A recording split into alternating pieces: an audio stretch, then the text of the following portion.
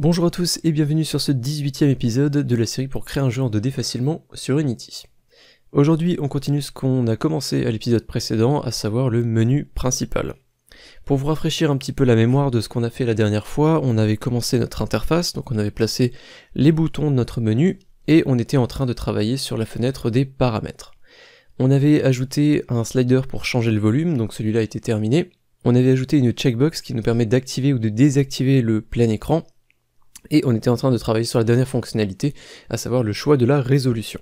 On avait pas mal avancé sur ce système, et le résultat qu'on a actuellement, c'est un drop-down, c'est-à-dire une liste déroulante, qui contient chacune des résolutions, qui sont disponibles pour l'écran du joueur. Et si on clique sur l'une de ces résolutions, pour l'instant, il ne se passe rien, et c'est donc aujourd'hui qu'on va continuer ce qu'on a commencé. Petit conseil en revanche, c'est que là je vous explique oralement ce qu'on a fait la dernière fois, mais histoire de vraiment vous replonger dedans, je vous invite à revoir, pas le dernier épisode complet, mais au moins les 5 dernières minutes, juste histoire de vraiment vous rappeler de ce qu'on a fait pour la boucle, pour récupérer les résolutions, créer les options, les ajouter au drop-down, etc. Ça sera beaucoup plus simple de reprendre le script et de le faire évoluer si vous vous souvenez bien de ce qu'on avait fait. Voilà, et c'est reparti. Donc retournons dans notre script. La première chose qu'on va faire, c'est de charger la bonne résolution de l'écran de notre joueur.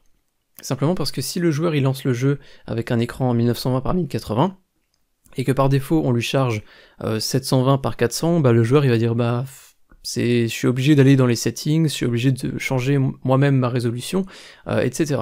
Et c'est assez désagréable pour lui, alors on va lui simplifier la vie, et au lancement du jeu, on va récupérer la meilleure résolution de son écran, et on va lui appliquer. Et ensuite libre à lui de descendre s'il veut changer sa résolution. Donc pour faire ça, juste avant de boucler sur les résolutions, on va créer une variable int temporaire qu'on va appeler current resolution index, qui par défaut va être égale à 0. Ensuite, au moment où on va boucler, et on va créer nos différentes résolutions, on va vérifier si la résolution sur laquelle on est en train de boucler actuellement, et plus précisément la longueur, si elle est égale à screen.width,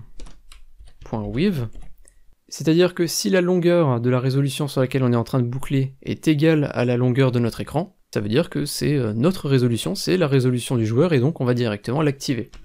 Par contre, il ne faut pas qu'on vérifie uniquement la longueur, mais il faut qu'on vérifie également la hauteur. Donc on va ajouter un « et », on va copier ça, et on va juste adapter, ça va pas être width, ça va être height, et pareil ici, screen.height. Donc si cette condition est confirmée, ça veut dire que la résolution qu'on a trouvée, c'est celle du joueur, alors maintenant il ne reste plus qu'à l'activer, en disant que current resolution index va être égal à i. Donc l'élément, la résolution sur laquelle on est en train de boucler.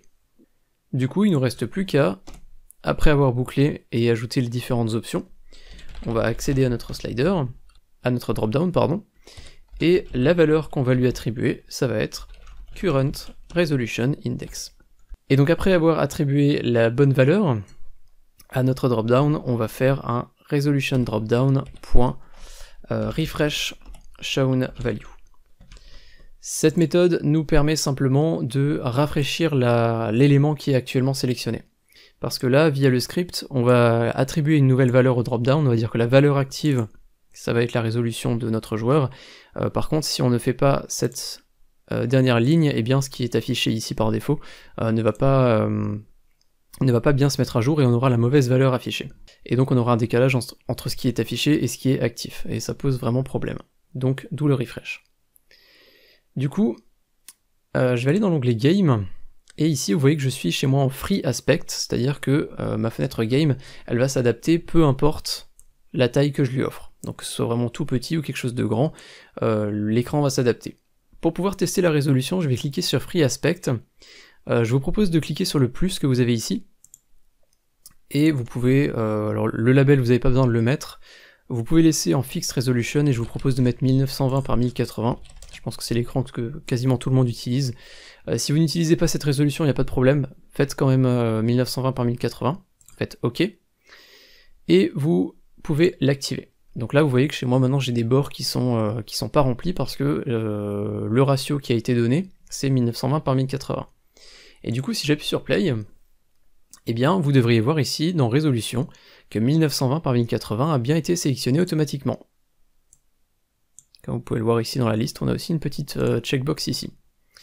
Et du coup, si je change, moi j'en ai un autre qui est enregistré, 2560 par 1440. Si j'appuie sur play, automatiquement, alors là vous le voyez pas parce que c'est écrit vraiment en tout petit, mais il y a bien marqué 2560 par 1440. Pourquoi est-ce que je vous ai dit d'ajouter manuellement ça? Parce qu'en fait si vous mettez Free Aspect c'est pas une vraie résolution, et du coup Unity il saura pas trop quoi mettre, il va mettre en fait la première par défaut. Donc vous pouvez tester avec la résolution que vous voulez, par contre il faut absolument que ce soit une résolution qui existe, simplement parce que si vous mettez 2000 par 1000, on va essayer, je vais mettre 2000 par 1000, ok. Si j'appuie sur play, et bien dans résolution on va juste me charger le premier, parce que 2000 par 1000 c'est pas une vraie résolution, elle n'est pas proposée dans la liste qu'on a ici. Donc voilà, si vous voulez tester avec d'autres, vous pouvez mettre par exemple 1600 par 900, 1360 par 768, etc. Mais sur Unity, moi j'ai l'habitude de rester en Free Aspect, c'est quand même ce qui est le plus agréable pour faire les tests. Mais en tout cas, comme on a pu le voir, la résolution de notre écran est bien récupérée automatiquement dans le drop-down. Par contre, elle est bien sélectionnée, mais elle n'est pas réellement appliquée. Pour l'instant, la résolution, on ne la change jamais, c'est uniquement du visuel, c'est uniquement cette liste déroulante. Donc maintenant, on va réellement quand même effectuer le changement. Pour faire ça, on va retourner dans le script, et on va ajouter une méthode, qu'on va appeler setResolution, donc pour appliquer la résolution. Et ce qu'on peut simplement faire, c'est ajouter un paramètre int qu'on va appeler resolutionIndex, donc ça va être en fait l'identifiant de la résolution qu'on veut activer. Donc on va d'abord récupérer une résolution, donc on peut l'appeler résolution, et on va aller la chercher dans notre array de type résolution qui s'appelle résolution, encore une fois, et on va aller chercher le resolution index, donc le paramètre qu'on a passé ici. Donc pour vous donner un exemple, si je passe la valeur 0, ça va être le tout premier, c'est-à-dire 640 par 480. Et si je passe 1, ça sera 720 par 400, si je passe 2, ça sera le suivant, etc. etc. Donc c'est vraiment un choix qui est dans l'ordre. On commence à 0 et on termine à... ça dépend de votre écran, ça dépend des différentes résolutions qui vous sont proposées. Mais notre système va donc s'adapter, peu importe le nombre de résolutions qui va être proposé. Et maintenant qu'on a récupéré la bonne résolution qu'on veut activer, on va simplement dire screen.setResolution, et on va passer la longueur de notre résolution, width, virgule, et on va passer resolution.height pour la hauteur. Il nous reste un dernier paramètre à ajouter après la virgule, c'est le full screen, comme vous pouvez le voir ici, et chez nous, on va simplement envoyer screen.fullscreen. Ce qui veut dire que si on change la résolution et qu'on est actuellement en plein écran, on va rester en plein écran, et si on change la résolution en étant en fenêtré, on va rester en fenêtré. Donc ça permet de ne pas modifier deux paramètres en même temps. Et on va pouvoir aller tester ça dans un build. Enfin, on va pouvoir créer notre jeu au format .exe. Donc je retourne sur Unity, je vais aller sur le drop-down, on va aller dans OnValueChanged ici, on va appuyer sur plus, on va glisser Settings Window, on va sélectionner dans la liste Settings Menu, et tout en haut, setResolution, comme vous pouvez le voir encore une fois, Dynamic Int. Unity a tout de suite compris qu'on a un paramètre, et donc on va envoyer directement à l'intérieur l'identifiant de l'une de nos options. Donc l'ID d'une de nos résolutions, qui sera ensuite récupéré dans cette variable et qui sera ensuite appliqué à notre écran. Donc c'est super, on va pouvoir tester tout ça. On va aller dans File, Build Settings. Alors en théorie, vous devriez avoir toutes vos scènes ici dans la liste. Si vous ne les avez pas toutes, c'est que vous avez oublié de le faire lorsque vous avez ajouté vos autres scènes. Je vous invite à vous référer à la vidéo où justement on a ajouté d'autres scènes, ce sera un petit peu plus simple. Il faut que j'ajoute mon menu principal dans cette liste, donc vu qu'il est chargé derrière, je peux juste cliquer sur Add Open Scenes. Je vais le glisser tout en haut, c'est très important, parce que la scène qui est tout en haut sera la première qui sera chargée lorsqu'on va lancer le jeu, et donc chez nous on veut arriver sur le menu principal. Alors vérifiez bien que vous êtes en PC, Mac et Linux standalone. Il est possible que chez vous vous ayez plus ou moins de plateformes que moi dans la liste ici, mais c'est vraiment pas important. Choisissez bien PC, Mac et Linux. En target plateforme, on ne me propose que Windows parce que moi j'ai que installé l'export vers Windows, mais si vous avez installé l'export pour Mac, Linux, on vous proposera sans doute d'autres options. Donc choisissez bien votre architecture actuelle pour tester. Je suis sous Windows, je build sous Windows pour tester. Architecture, je suis en 64 bits, donc je choisis 64. Et le reste, vous pouvez tout laisser décocher et défaut, ça sera pas important pour l'instant.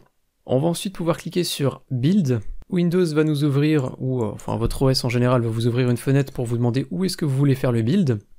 Donc moi je vais faire un nouveau dossier, que je vais appeler Build au pluriel, et je vais juste faire sélectionner un dossier.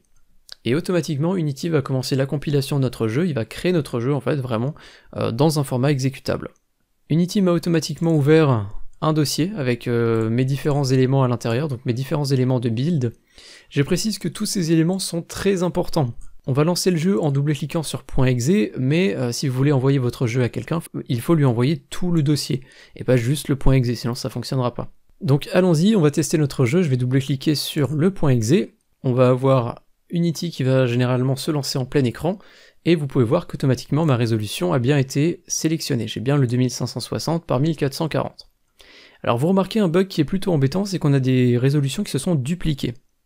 Vous voyez que j'ai deux fois 2560 par 1440, j'ai deux fois 1920 par 1200, 1920 par 1080, je l'ai trois fois, enfin bref, il y a plein de résolutions qui se sont dupliquées. Alors je saurais pas vous dire tout à fait pourquoi, mais je peux vous dire comment on va le fixer, donc on verra ça juste après. On va d'abord tester nos différentes options. Donc si je change la résolution et que je passe en... on va mettre quelque chose d'assez faible pour vraiment voir la différence, 1024 par 768, vous voyez que ma résolution va changer. Ça va être beaucoup plus flou, vous voyez que c'est beaucoup moins précis. Si je mets vraiment le minimum, on va vraiment voir, voilà, ça va vraiment s'afficher en très grand, et ça va être très flou, très pixelisé. Si je décoche full screen, vous pouvez voir que automatiquement mon jeu va passer en fenêtré, donc je peux faire ma petite vie derrière tranquillement, et je peux ouvrir mon jeu, voilà, comme je veux, en fenêtré. Et donc le changement de résolution, il fonctionne aussi en fenêtré, hein, si je me mets en 1920 par 1080, donc c'est parfait, nos différents éléments ont l'air de plutôt bien fonctionner. Et le volume, on ne peut pas vraiment le tester pour l'instant, on en reparlera plus tard. Donc parfait, on peut fermer notre jeu, on peut retourner sur Unity. On va très rapidement corriger le problème des résolutions qui se dupliquent, donc on va ouvrir Visual Studio. On va avoir besoin d'un namespace en plus, qui va être system.link. Alors j'ai très peu utilisé link, mais ce que je peux vous dire, c'est que c'est utilisé pour des requêtes, en fait, des queries. Donc pour ceux qui ont fait un peu de SQL, vous allez voir qu'on va utiliser qu'une seule ligne pour éviter d'avoir des duplications. On va utiliser l'expression distinct. Donc si vous avez fait de la SQL, vous savez un petit peu à quoi ça correspond. Enfin bref, link, voilà, ça permet de faire des requêtes et de filtrer des résultats, de récupérer des choses.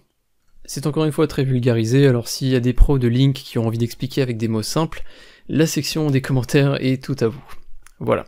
Donc en fait le problème il vient de cette ligne ici. On fait resolution égale screen resolutions et on va donc récupérer toutes les résolutions disponibles pour notre écran, et pour des raisons obscures, voilà, on en a certaines qui reviennent plusieurs fois.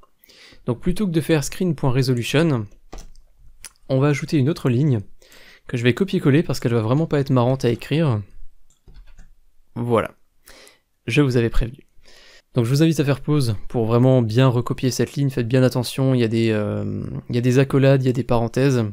Cette ligne, vous savez ce qu'elle fait, je vous l'ai dit, en gros en fait on va récupérer toutes les résolutions, donc on va faire un select, et ensuite une fois qu'on les a toutes récupérées, on va faire un distinct. Et en fait distinct c'est une expression qui est beaucoup utilisée en SQL et dans les langages de requêtes en fait en général. Et ça permet en fait de ne pas avoir de duplication. C'est-à-dire que si on a récupéré deux éléments qui sont pareils, eh bien on ne va prendre que un des deux. Et ensuite on fait un point toArray, simplement parce que resolutions est une array, et on va stocker à l'intérieur donc toutes les résolutions qu'on a récupérées. Donc voilà, j'ai vu que j'étais pas le seul à avoir ce problème de résolution qui se duplique, donc j'ai trouvé cette petite solution sur Unity Answer. Avant de refaire un build pour tester ça, on va juste ajouter 2-3 autres fonctionnalités, histoire de pas build pour rien et éviter de faire 30 builds juste pour tester à chaque fois les fonctionnalités une par une. Vous avez peut-être remarqué que là on a notre menu settings qui est activé, mais enfin, on a quand même nos boutons derrière, ça serait bien qu'on puisse les utiliser pour démarrer le jeu, ouvrir les paramètres effectivement et quitter le jeu. Donc ce qu'on va faire c'est que settings window, bah justement on va le désactiver par défaut. Je vais juste aller sur le canvas, et ici on a la variable level to load qu'on n'a pas remplie au début, donc c'est le nom du niveau qu'on veut charger en cliquant sur start game, et chez moi le niveau il s'appelle level 01. Donc vous pouvez ouvrir votre dossier scène, et donc vous voyez que chez moi j'ai que deux niveaux pour l'instant, et c'est level 01, level 02, et je veux charger le premier. Faites bien attention majuscule minuscule comme d'habitude. On va ensuite gérer l'affichage et la fermeture de notre settings window en appuyant sur ce bouton. Donc on va retourner dans Visual Studio, on va aller dans notre script main menu, et vous pouvez voir que justement settings button pour l'instant ne fait rien. Donc on va juste créer une variable de type GameObject, qu'on va appeler settings window tout simplement. Et dans settings button, on va dire settings window.setActive true. Donc lorsqu'on va appuyer sur le bouton settings, on va activer l'objet qui est renseigné dans la variable settings window. Donc vous pouvez juste faire un glisser-déposer de settings window, évidemment. Il faut qu'on aille lier la méthode qu'on vient de créer à notre bouton. Donc on va aller sur button settings, on appuie sur plus, événement on click, on glisse le canvas, on va chercher main menu et settings button. On va appuyer sur play et normalement si j'appuie maintenant sur settings, on a bien notre menu qui apparaît. Mais on n'a pas moyen de le fermer. Du coup il va falloir qu'on ajoute un petit bouton pour fermer cette fenêtre. Et également, on va le faire tout de suite parce que sinon je vais oublier, le bouton Start, j'ai pas ajouté non plus d'événement. Je vais appuyer sur plus, je vais glisser le canvas, je vais chercher Main Menu, Start Game. Et du coup, le button Quit, je l'ai pas fait non plus, en fait, j'ai vraiment préparé aucun bouton. Je vais, du coup, pareil, dans OnClick ici, appuyer sur plus, on va glisser le canvas, et on va chercher dans Main Menu la méthode Quit Game. Et du coup, tous nos boutons sont prêts, ce qui veut dire que si j'appuie sur Play et que je clique sur Start Game, on a bien notre premier niveau qui va se charger. Parfait. Donc on va juste ajouter rapidement de quoi fermer Settings Window. Donc on va faire un clic droit sur Settings Window, on va créer UI Button. Ce bouton, alors je vais aller dans l'onglet Scène, ce bouton je vais changer son source image.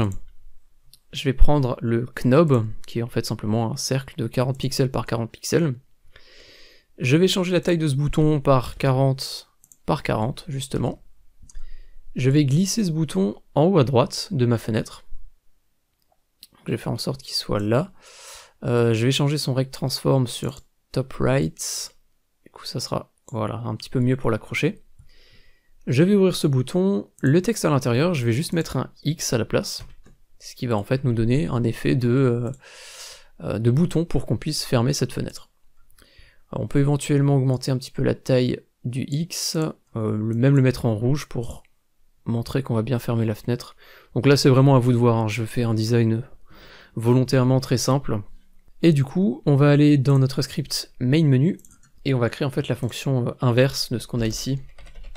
On va créer donc public void, on va juste l'appeler close settings window. Pas de paramètres, on va directement forcer un petit peu comme on a fait ici. Settings menu, set active, false. On pourrait optimiser et n'utiliser qu'une méthode et activer si c'est désactivé, désactiver si c'est activé, mais vu que c'est appelé depuis deux endroits différents et deux éléments qui font plus ou moins l'inverse, je préfère quand même séparer ça en deux méthodes. Je vais donc aller sur le bouton qu'on vient de créer, j'appuie sur plus ici, je glisse le canvas, je cherche main menu, et je vais faire close settings window. On peut redésactiver settings window, et on va juste tester rapidement ici. Settings, je ferme, et ça fonctionne. C'est parfait. On va pouvoir refaire un build et vraiment tout tester dans un format hors Unity.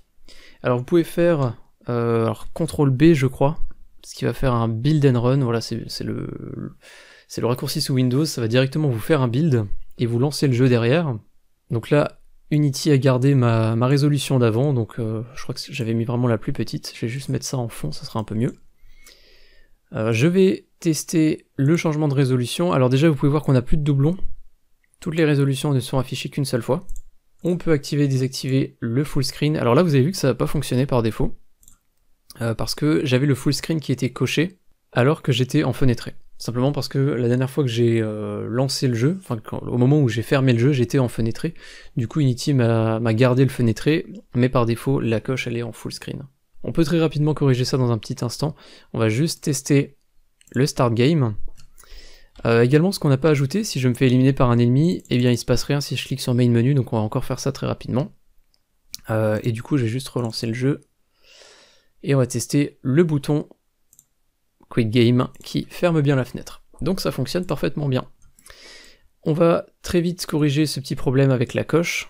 Petite précision que j'enregistre pendant le montage de cet épisode. Alors j'ai testé plusieurs solutions pour régler ce problème de checkbox. Et je me suis aperçu qu'en fait c'était un peu plus compliqué que ce que je pensais. Je pensais qu'il y avait juste vraiment à passer la valeur du is full screen dans le toggle pour pouvoir l'activer ou le désactiver, enfin le cocher ou le décocher, mais il s'avère que ça fonctionne pas tout à fait comme ça, donc j'ai pas encore eu le temps de regarder en off pour corriger ce problème, donc je vais vous proposer une solution extrêmement simple dans un premier temps. Du coup, ce que j'ai fait en attendant de vous proposer une solution propre, c'est que dans la fonction start, tout à la fin, j'ai simplement activé le plein écran par défaut. Donc lorsque vous allez lancer le jeu, il va automatiquement se lancer en plein écran. Mais comme je l'ai dit, je reviendrai sans doute sur ce système dans le prochain épisode pour vous proposer une solution un petit peu mieux. Je vais très rapidement rajouter sur le menu de Game Over le lien vers le menu principal. Donc je vais charger level 01. Donc je vais aller dans Game Manager, je vais ouvrir le Game Over Manager, et on devrait avoir une méthode vide, voilà, Main Menu Button, qui va faire en fait exactement ce qu'on a fait dans Main Menu ici, avec le load scene. Donc on peut simplement copier cette ligne. On va la coller ici à la place du commentaire. Et je vais donc faire un scene manager.load scene, et là par contre, c'est un menu principal, ça devrait pas changer, donc on peut juste dire main menu. On devrait pouvoir mettre ça en dur. Donc mettez bien le nom de votre scène, attention majuscule comme d'habitude, et tout devrait bien fonctionner. Je vais sauvegarder, je vais retourner sur Unity. Je vais juste vérifier que le bouton de main menu est bien lié à cette méthode. Je sais plus si je l'avais fait. Dans Canvas, je vais activer mon menu de Game Over, Main Menu Button. Alors là du coup vous voyez que justement, j'ai pas bien nommé mes boutons à l'épisode précédent, et du coup je savais pas lequel était celui du Main Menu, alors je vais juste les renommer. Et du coup sur Button Main Menu, on a déjà effectivement la méthode qui est attribuée. Donc ça devrait être bon, on va sauvegarder ça. Surtout, pensez bien à désactiver maintenant votre Game Over menu, donc simplement le décocher ici dans l'inspecteur. En revanche, il y a un problème très important qu'il faut qu'on corrige, je vais justement vous montrer ce problème. Je fais Start Game, si je suis éliminé dans ma scène 1, et que je fais Main Menu, donc ça fonctionne. Par contre, si je me fais éliminer dans une autre scène, si je me fais éliminer dans cette scène, et que je clique sur Main Menu, là on a un problème. Et vous savez probablement pourquoi, c'est parce que nos personnages ils sont marqués comme Don't Destroy on Load, et du coup lorsqu'on va retourner sur le menu principal, ils vont être gardés. On va garder le canvas, le joueur, l'inventaire, etc. Donc c'est un bug qui va être corrigé très rapidement, on avait déjà traité le cas à l'épisode précédent, donc on va juste réouvrir notre script Game Over Manager, et sur le bouton de Main Menu, ce qu'on veut absolument faire, c'est faire une référence à Don't Destroy on Load Scene, qui est donc un script qu'on avait créé. On va accéder à son instance, et à l'intérieur de ce script, on a Remove from Don't Destroy on Load. C'est très important, cette ligne, alors attendez, je vais cliquer dessus, voilà, ça va me l'ouvrir. Vous voyez que là, je suis donc dans le fameux script Don't Destroy on Load Scene. Donc c'est un script qu'on avait utilisé à l'épisode précédent et qui nous permettait justement de démarquer les personnages comme étant à garder d'une scène à une autre. Parce que du coup la scène de menu principal n'échappe pas à la règle et du coup on risque voilà, d'emmener des objets dans cette scène.